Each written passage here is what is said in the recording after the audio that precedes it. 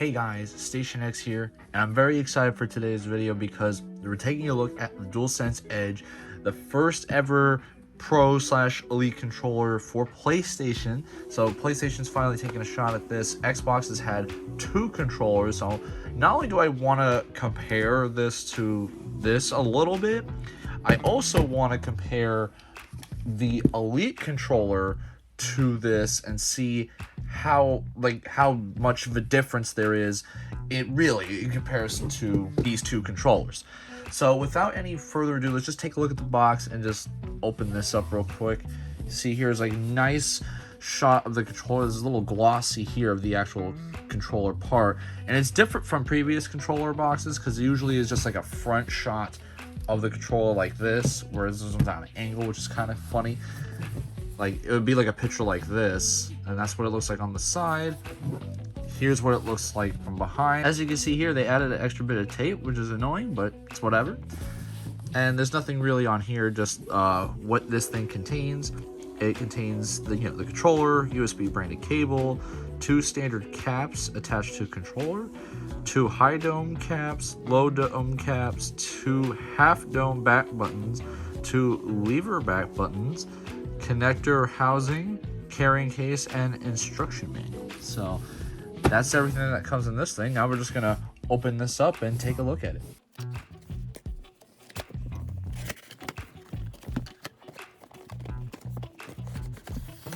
Open right there. Nice PlayStation logo on the box. There we go. It's almost like opening up expensive jewelry. Let's get this open. I'm assuming the instruction manual and stuff is here, so we're gonna leave that alone. So let's just take this, go to the side, and here we have the controller. Now what's funny is that they even wrapped this in this cloth thing, which I think is going really over the top here, but I mean, hey, it is in white, so it at least keeps this clean. So it matches all the other stuff that's PlayStation related. Typically, it's PlayStation 5 has been in all white this generation, so we're gonna open this up here. I mean, before we actually do that, let's just kind of compare the cases a bit. Like, I don't know. This one obviously looks a lot nicer, but I still really like this as well. I don't know. I guess you could tell me what you guys prefer, this or this, but figured I'd compare those real quick. And I think also here, well, I think you can tell like this part, you'll be able to like, charge through the case. That's what I'm assuming that does. Well, we're gonna open this up, and there it is. There's the controller. Gonna remove that right there. Look at that. This part's very glossy, which is a little concerning. I feel like that's gonna attract a lot of fingerprints, and so.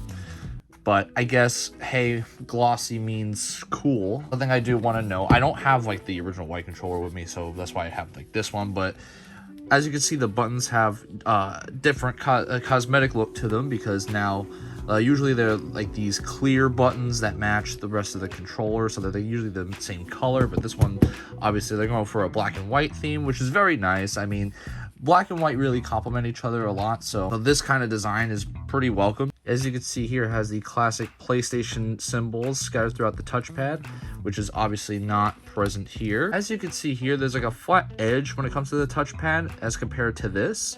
So there's obviously a difference on the top, how they have it here.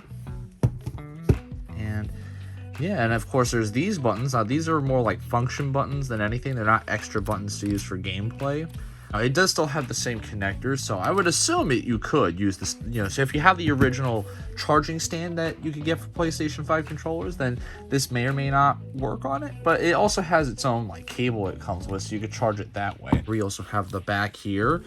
Now, this has a release thing so that you could take this piece off and you could replace these guys. Actually, I had to take a pause here because for whatever reason, I couldn't figure out how to take these off, but then I realized I was expecting these to be magnetic, like the thumbsticks on here. You could just pop them off and then pop them back on. These are not magnetic, so I was kind of expecting it to be magnetic, and they were not. So, fun fact. So you have to actually apply a bit of force to get them off. Not a lot, but you know, you just pop them off like that. I accidentally turned the controller on. But yeah, they're plastic, and you can just kind of pop it back on like that. I don't like that because I have a sneaking suspicion that over time that's gonna break. Now, of course, I mean, having it magnetic may or may not cause problems. I don't know the technicality of this, but from what my experience, I've never had an issue with the thumbsticks here breaking because of the magnet, you know, this not being able to stick on because of the magnet. They don't fall out. Can't fling this off no matter how hard I shake it. But if for whatever reason those plastic bits ever break, they ain't gonna stay in there. So you would have to replace those thumbsticks. And so I'm just saying, I never had to do that with Xbox. So let's knock on wood, and hopefully that doesn't happen with PlayStation. But I could see it happening.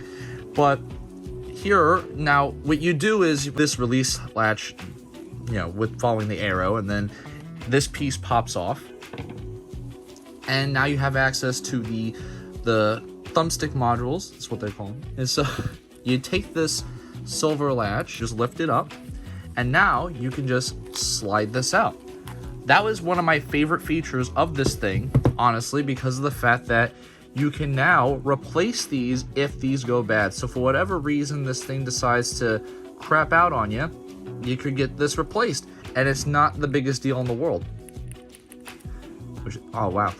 But like before, you had to either know how to solder or just get this to a repair place or get warranty for controllers because of this issue here. And now that wouldn't be an issue so much anymore because you could just replace the thumbsticks.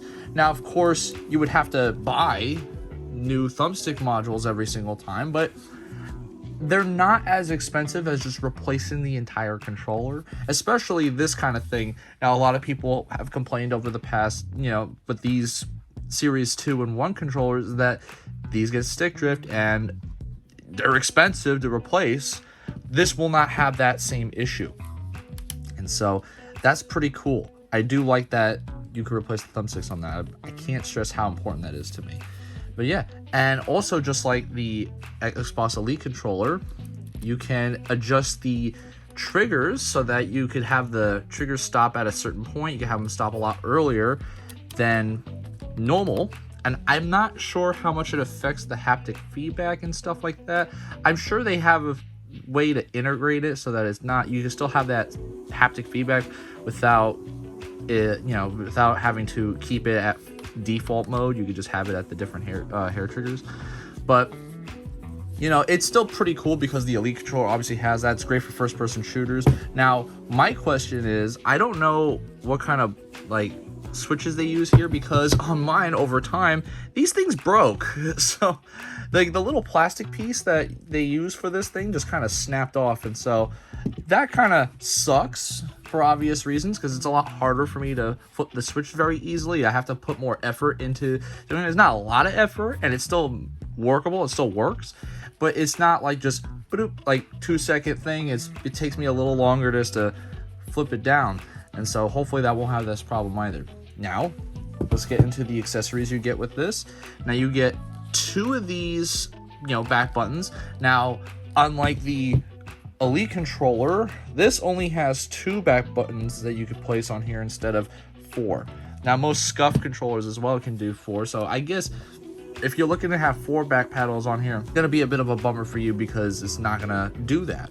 But I think when you're holding it, having only 2 makes more sense because then you have more surface area to grip the controller while hitting those buttons. You won't have to worry about hitting buttons by accident, especially since they have a different shape to these now. They have this one right here, which is like this half circle button in comparison to the traditional like lever style, although they have that too if you like that more. Like, get this on camera, but they have that too for you, so this way you don't have to worry about that if you want to keep that in place. But let's put these on.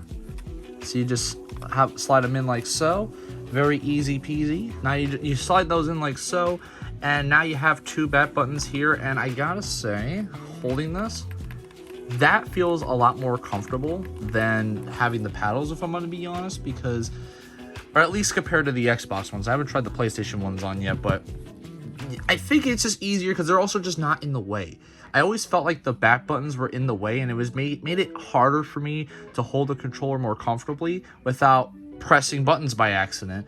And so I just never used them. So now I might actually try and use them. Although these don't feel like they're in as much. Like, I feel like I can knock them out as easy, like a lot easier than before. So who knows? Who knows? I would love to see these be their own buttons at some point and not just remaps for the face buttons and things like that. But that would be nice. I always want to see if there's any easier way to add extra buttons without sacrificing the ability to just hold the controller comfortably. It's a bit of a challenge, especially since controllers are only so big. And so I wanted to see what it looks like with the other ones as well.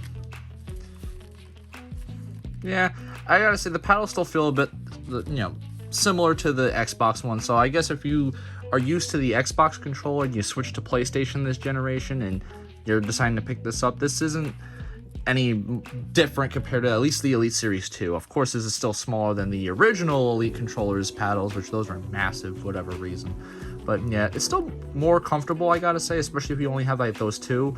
So I am definitely going to try to use the back paddles a lot more with this controller in comparison to this. I tried for a whole month playing Assassin's Creed Valhalla with this thing with the back paddles, and I mean, that's probably the closest I ever got to using it full time. But what I do like here is that they give, so one of the best appeals about an Elite controller is the fact that you have extra thumbsticks here and they have different heights and stuff. Now, something I deeply miss about the original PlayStation controllers is this kind of dome-shaped thing that they have going on here. Remember the PS3 and PS2 specifically had like this really cool like dome-shaped thumbstick, and I always missed that. But now you could just plop that on to the new controller now. With PS4 is the first time they redesigned the controller, so they went with these more kind of, they're different thumbsticks. I don't know what the proper name for them are, but they're different style thumbsticks in comparison to the originals, which is more similar to this thing. And I mean, I gotta say, I really do prefer this. And I gotta say, with something like this is mainly, in my opinion, mainly the best use of it is first-person shooting games. But you could use this for any other game that you want. I mean, quite literally, it's a controller. You could use it for anything. But I think the way you get the most out of all the extra stuff you get is in first-person shooter games. I think it's the bread and butter of this controller is FPS. Specifically something like Fortnite. I know that's not first person, but like just like shooters in general. Like this controller is probably like the best for that genre of video game, but I digress. But yeah, and you also have like, it's the same. Oh wait, I thought this was a little longer. All right, so then you do have the smaller size. So let me replace that one instead. There we go. So now, there we go, perfect. Oh man, now I kind of feel silly, but all right. Well, then that means they don't have a super long one. The medium sized one is about as long as you're gonna get, but I don't really use the longer ones anyway. If anything, I would have used the mediums. I would have gotten used to them, but you know, I gotta say, I'm really happy they have the same size ones as this, because I prefer this. I love this more than I do this. Although this isn't bad, I really like this. You can also leave your opinion on that too in the comments below. Like, which one do you prefer, this one or this one? Personally, I gotta go with the OG here. I really do like this. I miss that PS2, 3 feeling. I mean, that's what I grew up with PlayStation, is that thumbstick. So, the other thing I also want to mention here is this guy. This guy isn't super important, other than just when you're when you're charging the wire, when you're plugging this in, and you're charging the controller and stuff, you usually slap this in, and it keeps the wire in place so that you're not yanking it around and unplugging it. Now, it's unlocked, so you just take that out, you put the cable in, boom, you lock that, and now this is in place. Yeah, so that's basically all it is. So I probably am not going to use this, but I think it's nice that they include it. And let's get this in here. And so yeah, and then of course you could just pop that open and you could just charge the controller through there. Looks like it's using Velcro, which is not, I don't really like Velcro, but hey, is what it is. There, we got that snapped on. I mean, visually it still looks very similar to this, with the obvious differences. There, it still looks like it's part of the same family of controllers. You could easily tell that this is a PS5 controller from looking at it first glance. The other than that, there really isn't too many differences, other than I guess this new added like wire lock thing that they have, the different paddle buttons, which honestly I think is a plus for the PS5 controller, because I do like those better than the normal paddles. And I mean, it is missing, it only has 2, so I mean, that's kind of a bummer if you want 4, but me personally don't really care about that. The biggest 2 things I will say that affect maybe a decision of whether or not to get this or this, in my opinion, is the thumbsticks and just the fact that you can remove the thumbsticks.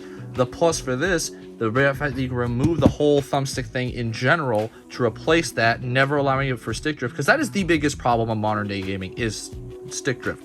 So if that is really the big seller for you like it is for me, then definitely get this controller.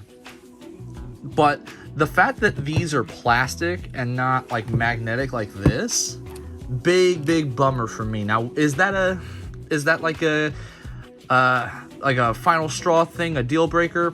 Maybe, maybe not. For some people, it probably won't matter. But I mean, when you use this, I mean, you're really like, you can't go wrong with this. I hope if they do make, I don't know if they would, but if they do make a second generation of this, hopefully they integrate this thing. I just think they didn't want to completely copy Xbox and they wanted to do their own thing, which is understandable. I wouldn't want them to just completely copy and paste either. But hey, I do think that this is a very good controller. Now, whether or not it's worth $200 is more so dependent on you. I think for the most part it sold me. I think mainly just the thumbstick. Really, like, that's the biggest thing.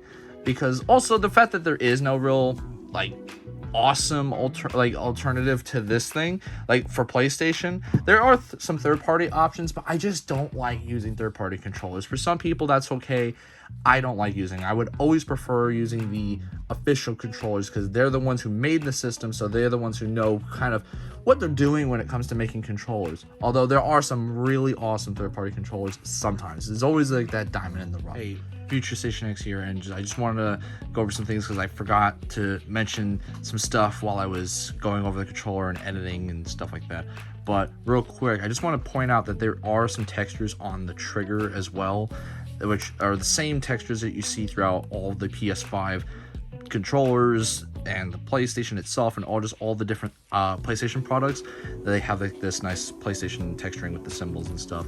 And it also on here, you really can't see it unless I like super zoom in, but it's on there as well. So you have some texturing on both the handles and the triggers here, as well as these function buttons. They are the mapping buttons and stuff like that. So that's where you do the switching the profiles and doing different functions on the PlayStation. So, but yeah, I just wanted to interject there because I kind of forgot to go over that.